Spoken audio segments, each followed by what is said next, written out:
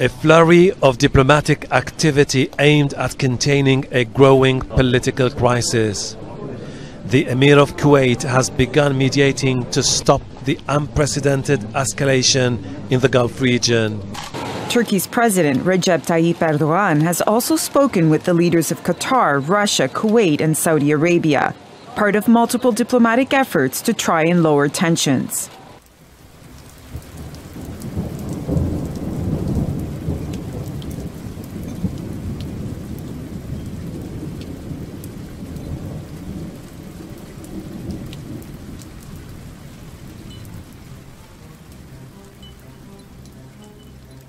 Saudi Arabia, the United Arab Emirates, Egypt, and Bahrain have suspended all land, air, and sea traffic to and from Qatar.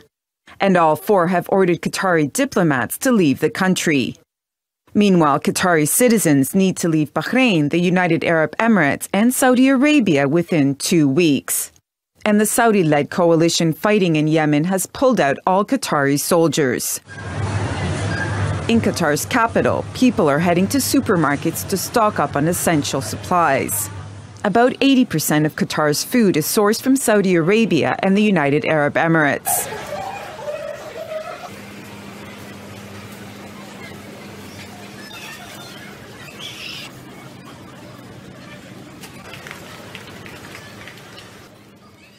With Qatari passenger jets barred from most neighboring airspace, thousands of passengers had to wait for hours at Doha's international airport because of flight diversions and other delays. It's been exhausting for everyone, and it's only been 1 day. Qatari leaders who dismissed the split as unjustified are defiant. There are several wars in the Arab world. There are crises in Syria, Libya, and Yemen, and we find it rather strange that the GCC has decided to attack Qatar at this particular time. This brings about real questions about the future of the GCC, even though GCC nations are basically one people and have extensive family ties amongst its peoples. That said, we reject that some in the GCC are trying to impose their will on Qatar or intervene in its internal affairs. Top story, while Iran is engaged in an all-out diplomacy effort to help ease the rising tension on the Arabian Peninsula. Iran's Foreign Minister Mohammad Javad Zarif has called his counterparts from Qatar, Turkey, Iraq, and Lebanon to discuss the row between Doha and some of the Arab states.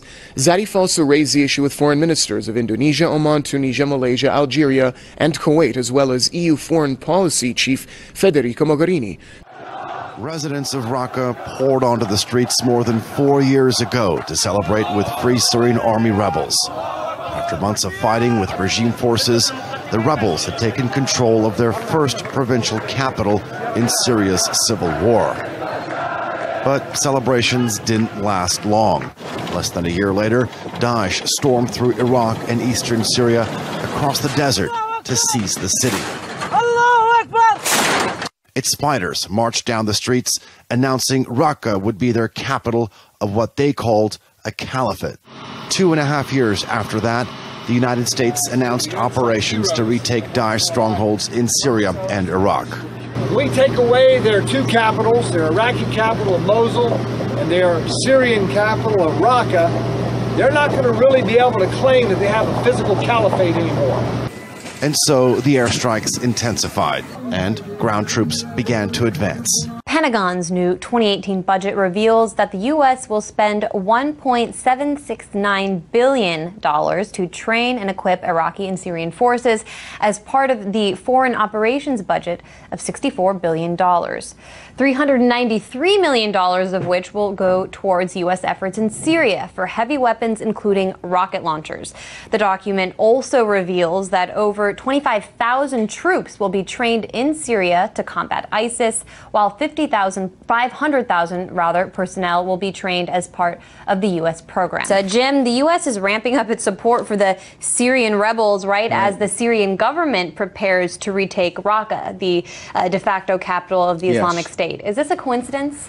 I don't think it is. In one sense, let's just take the Syrian side of the ledger here, the $500 million for Syria, that this is a race to Raqqa from the north, from our Kurdish allies, from the west, from the Syrian army. And it seems that for reasons relating primarily to Iran, We want to make sure our Kurds get there before the Syrian army does. And I think just as we saw at Al-Tanf a few weeks ago, that the United States may be prepared to take military action to keep the Syrian army and the Iraqi army from linking up.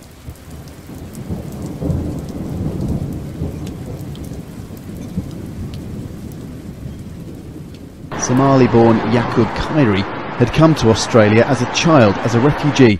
As an adult in 2009, he'd been a suspect in a plot to attack a Sydney army barracks. For that, he'd been tried but acquitted. But since, Khairi had been in prison for a string of other violent crimes. And though he'd served the appropriate time for those, he'd been out of prison on parole since November. This terrorist attack by a known criminal, a man who was only recently released on parole, is a shocking, cowardly crime. But as well as condemning what he did, the Prime Minister questioned why the attacker had been on parole and not locked up. Malcolm Turnbull said there are some very, very grave questions to be answered about how Yaqub Khairi was able to carry out this attack. There have, he said, been too many cases of people on parole committing violent offences. The man behind the deadly Sydney cafe siege in 2014, in which 2 hostages were killed, was a violent criminal allowed out of prison on bail. An inquest into that questioned why he'd been free. Some, including Khairi's neighbours, now see parallels in Melbourne. You can never tell about people. You just have to accept what happened. But like they said on the radio, that it shouldn't have been out in the first place, you know? So I'll blame the government a lot for that. And British law enforcement didn't consider that man to be dangerous before he was involved in Saturday night's deadly attack in London. Mark Martin has more. Investigators had known for years that one of the suspected attackers, 27-year-old Quram Butt, wanted strict Islamic Sharia law to be upheld in the UK. A British TV documentary even featured Butt. It was called The Jihadis Next Door, and he'd been seen on TV unfurling an ISIS flag. A neighbor even called an anti-terror hotline to give a tip about his threats. This man's wife had previously reported Butt to police because he had tried to radicalize her children. I don't know what kind of madness took him to do such a madness thing and leave two beautiful kids. But I don't know. Experts say these incidents lead officials to ask if they could have stopped the attack. We always ask ourselves, well, should we have known? Could this have been prevented? In addition to Quram Butt, a British citizen born in Pakistan, authorities have identified 30-year-old Rashid Radwan as a suspected terrorist in the attack. Both men lived in the same East End London neighborhood. Radwan is from Libya or Morocco. Police fatally shot them, along with the third identified suspect, 22-year-old Youssef Zagba. He is believed to be an Italian national of Moroccan descent. London's mayor, who is Muslim, spoke directly to terrorists. As a proud and patriotic British Muslim, I say this: you do not commit these disgusting acts in my name. The beef between London's Mayor Sadiq Khan and President Trump is heating up, with Khan now urging the UK to cancel the president's planned October state visit. He spoke to UK's London 4. I don't think we should be rolling out the red carpet to the president of the USA in the circumstances where his policies go against everything we stand for. He went on to say, like any close friend, quote, "You call them out when they are wrong, and there are many things about which Donald Trump is wrong." The rift all started when President Trump latched onto Khan's reassuring of Londoners they shouldn't be alarmed to see a higher police presence following Saturday's attack. Directly after, Trump tweeted, "At least 7 dead and 48 wounded in terror attack, and Mayor of London says there is no reason to be alarmed." The next day, Trump doubled down. For her part, Prime Minister Theresa May voiced her support of the mayor, saying, quote, "Khan is doing a good job, and it's wrong to say anything else." And another alert right now, the Muslim community in London widely condemning the deadly terror attacks. More than 130 British imams now refusing to bury the terrorists. Secretary of State Rex Tillerson applauding that decision during his visit to New Zealand. And I was actually encouraged when I heard on the news this morning that a number of imams in London have condemned these attackers and said they will not perform prayer services over their funerals, which means they're condemning their souls. And that is what has to be done. Now, only the Muslim faith can handle this. Secretary Tillerson is now heading to American Samoa before returning to the U.S. While the investigation continues into the UK terror attacks, the United States Department of Homeland Security says it has no evidence of a specific credible terror threat in the United States, but is advising Americans to maintain security awareness. But is maintaining security awareness enough? Just weeks ago, Department of Homeland Security Secretary John Kelly told a media outlet that the American public would never leave their home if they knew what he knew about terrorist threats. So has the U.S. just been lucky? If we don't stop the jihadists, what we see in Europe today will happen in America as well. Former foreign policy advisor to President Trump, Dr. Wally Ferris, says the reasons for more attacks in Europe than the U.S. is partly due to geography. Not only is Europe closer to the Middle East, but jihadis have been migrating there since the 1950s and 60s. Ferris says failures by British intelligence have also allowed radical Muslims to organize. London is being too politically correct because its establishment did not tolerate any criticism of jihadism. And therefore, if you don't stop the jihadists, they're going to grow. And if you don't stop them really, they're going to attack, and that's what they did. He adds in many cases, British law enforcement has their hands tied because certain actions against specific religious groups might cause political backlash and even scandal. If there is a large Muslim population, if I can get those people off the fence, if I can inspire them to do something, I don't need to go myself. Commander William Marks is with the Defense Intelligence Agency. He says radical Muslims are leaving Europe for training in the Middle East. There they get training in both fighting and communication. Then from there, sometimes they either return back to their country of origin or they communicate back to those countries to try to incite terror. Experts say because the United States has been at war with ISIS and al-Qaeda for years, we've developed tools to detect and vet radicals. But they add Americans must remain on guard and report anything suspicious. A rocket has hit an Indian diplomatic compound in the Afghan capital of Kabul. The attack comes as representatives from 20 countries and international organizations convene in the city for a conference on peace and security. Police say no one was injured in the blast. Earlier in the conference, Afghan President Ashraf Ghani issued an ultimatum to the Taliban, warning them to embrace peace or face consequences. His remarks come following last week's truck bombing that left 150 people killed. Tuesday's conference is aimed at building international support for peace and reconciliation in Afghanistan. Kabul is locked down. Blockades and security checks have stopped traffic. Government offices and banks are closed. They say it's for protection, but it's created a huge problem for ordinary people. They can't solve our problems. They block the roads, but there's no security for people like us. It's just for them. Protesters seeking shade under a tent continue their days-long campaign, calling for President Ashraf Ghani to resign. According to the military on Tuesday, Philippine troops found bundles of banknotes worth about $1.6 million abandoned by Islamist militants holed up in Roawi City. A discovery believed to indicate that the fighters were increasingly penned in. Fighters linked to Islamic State have been cornered in a small area of the southern lakeside town after 2 weeks of intense combat. The military has claimed that over the past 24 hours, several buildings that had been defended by militant snipers have now been retaken. Marines Operations Officer Rowan Remus told a news conference, the recovery of those millions of cash indicates that they are running because the government troops are pressing in and focusing on destroying them. The battle for Marawi has raised concerns that the ultra-radical Islamic State, slowly being forced out of Syria and Iraq, is attempting to build a regional base on the Philippine island of Mindanao. Philippine President Rodrigo Duterte says he will no longer accept second-hand military equipment from other countries. Duterte addressed soldiers on June 2nd at an army base on the island of Mindanao. He said, quote, "During my time, I will not have second-hand ships. It has to be brand new." Reuters says since 2000, the U.S. has given the Philippines nearly $800 million worth of drones, helicopters, and other military combat equipment. But Duterte said he would rather spend more money on new equipment. Duterte said he is currently receiving firearms from 2 countries, but did not say who they were.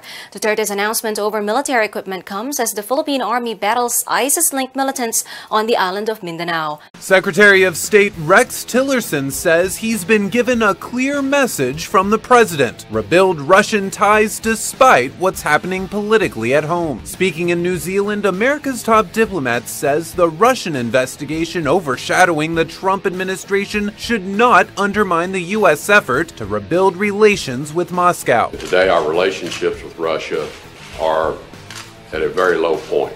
So the president asked me to begin a re-engagement process with Russia. However, he went on to say he wasn't privy to any of the ongoing details regarding that Russian investigation. Tillerson was also asked about President Trump's latest round of controversial tweets, and he responded by saying, quote, "The president has his own unique ways of communicating with the American people and the world." US Secretary of State Rex Tillerson had a frosty welcome as he made a brief visit to New Zealand amid the furore over the US withdrawal from the Paris climate change agreement. Despite the traditional Maori greeting befitting a foreign dignitary, locals in Wellington made rude gestures at his motorcade, and he was put on the defensive when the Prime Minister said many New Zealanders disagreed with US policies. On Paris, I think the president, again, felt this was just simply not an agreement that served the American people's interest well. Having said that, as he made that decision, I think he made clear that he welcomes the opportunity to talk about a subsequent agreement. Protesters outside Parliament made clear their feelings. One Green campaigner said they had to condemn President Trump's actions in the strongest terms as New Zealand was at risk of more natural disasters. Addressing concerns that an isolationist US stance threatens security and trade, Tillerson said America remained committed to the region. The U.S. chargé d'affaires in China has resigned reportedly in protest against President Donald Trump's withdrawal of the U.S. from the Paris Climate Agreement. The U.S. Embassy in Beijing said the decision by David Rank has been a personal one. The embassy did not comment on any connection of Rank's decision to Trump's climate move. Trump has faced a strong backlash for his decision both in the U.S. and abroad.